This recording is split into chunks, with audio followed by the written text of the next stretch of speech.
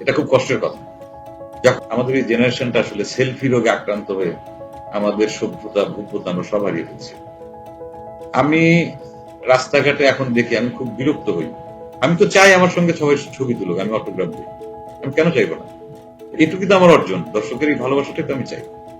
কিন্তু সেটা তো একটা সিস্টেম আছে। একজন দর্শক আপনি কিভাবে আমার সঙ্গে ছবি তুলবেন, কিভাবে কথা বলবেন, কিভাবে আগে তো আপনার পরিচয়টা দেবেন, বা আমি কে সেটা তো জিজ্ঞাসা করতে হবে। আমার মতো তার একজন চেহারা মানুষ তো হইতে পারে, তাই না? এসেই কোনো কথাবার্তা কিচ্ছু না, পারমিশন না, গলায় হাত দিয়ে ভাই একটা সেলফি হয়ে যাক।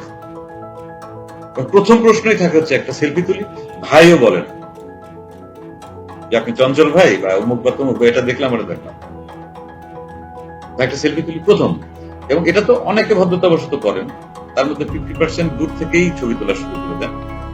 মানে বন্য প্রাণী টানি রাস্তাঘাটে ঘুরে বেড়ালে পরে যেরকম আমার ইচ্ছা হলে আমি তুললাম, আসলে ঠিক তাই না?